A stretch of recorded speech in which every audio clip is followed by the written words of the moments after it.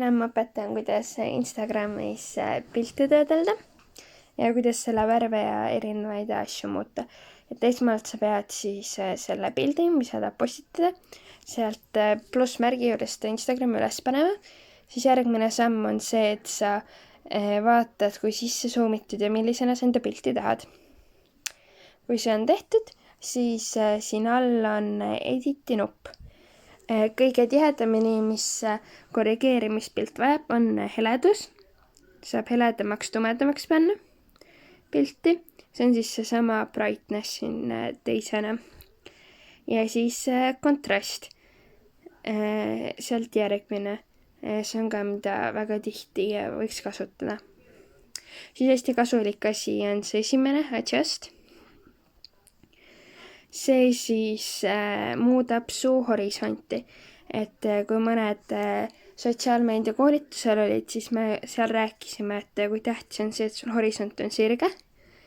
Et kui te olete mõne pildi teinud, aga horisont ei ole sirge, et siis pole hullu, saab siit seda muuta ja töödelda. Et praegu ma panin küll horisondi pilte, aga ma panin seda sellepärast, et siis XS-id on kõik sirged. Et ma arvan, et see on parem variant kui see, et see must triip seal taustal siin sirge on.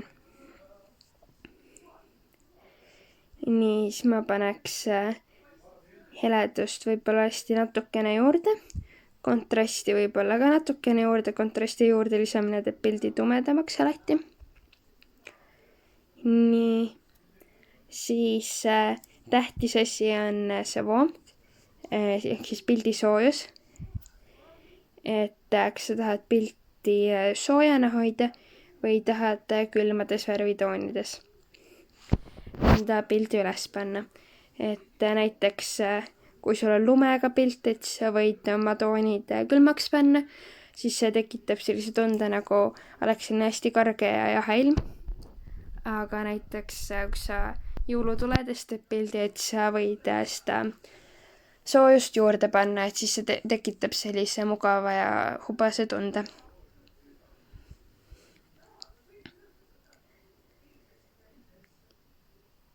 Nii.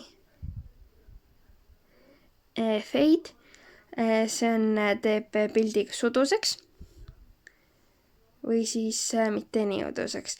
Et seda näiteks võid kasutada siis, kui sul on midagi ekraanile kirjutatud, mis sa ei taha, et inimesed eriti välja loeksid.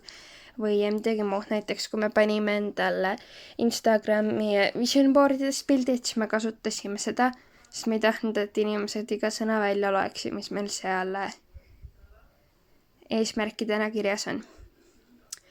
Nii, mida siis mina kasutan veel, on see highlights ja shadows, et see heledad kohad ja shadows on siis varjud.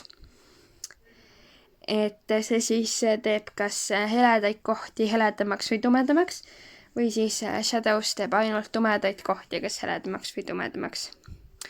Et siin on näha, et see taust on tume koht, et see teeb tausta kohe kas heledamaks või siis tausta tumedamaks.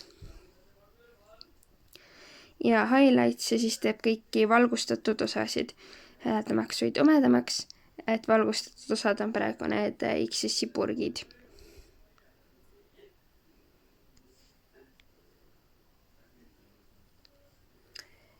Nii, mida vahepeal võib kasutada, on see vinegrett. See teeb ääred pildil teeb tumedamaks. Et viib siis selle vaataja silmapildi keskele rohkem. Nii, ja kui sa tahad midagi ekstra uduseks teha, siis see tilt on see, mida sa kasutada võid. Ja siis vajutaks seda, kas et oleks ring oleks udune või joonena oleks udune, siis saad seda siin näppudega korrigeerida, mis osad sa tahad, et udused oleksid. Aga kui tahta udustada, siis saab eraldi äppe näiteks selle jaoks tõmmata, et see teeb palju paremat tööd kui siin Instagrami sees äpp. Ja üleüldse, kui te tahate kuhugi mujale need pildid üles laadida näiteks Facebooki või LinkedIni või kuhugi mujale, et siis võite lihtsalt tõmmata endale Google Playst või App Store'ist mingisuguse fototöötlusäpi ja siis seal peaksid täpselt samad funktsioonid olema.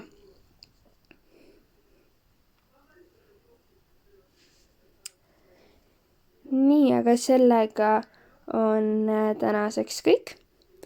Kõige lihtsam on lihtsalt ise tulla ja proovida, et sa saad alati sammu tagasi võtta ja saad alati ära tühistada need asjad, mis sa teinud oled.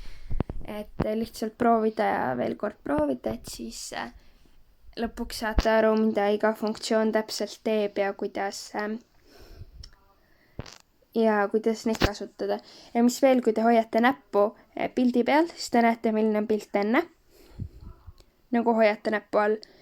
Siis kui võtate näppu ära, siis on näha see lõpptulemus. Et selle järgi saate vaadata, ega te liiga üle ei ole pilti editinud või et kuidas see välja näeb. Nii ja siis juba nagu me juba enne õpetasime, vajutad noolele, kirjutad captioni, paned asukoha pildile, tagid inimese pildile ja siis kui kõik on valmis, siis saab juba uuesti seda noolt siit vajutada ja pildi avalikustada. Nii et ilusat katsetamist ja kui on küsimusi, siis võite alati meie gruppi kirjutada või võib ka tegelikult isiklikult mulle või Kasperile kirjutada ja näeme juba homme.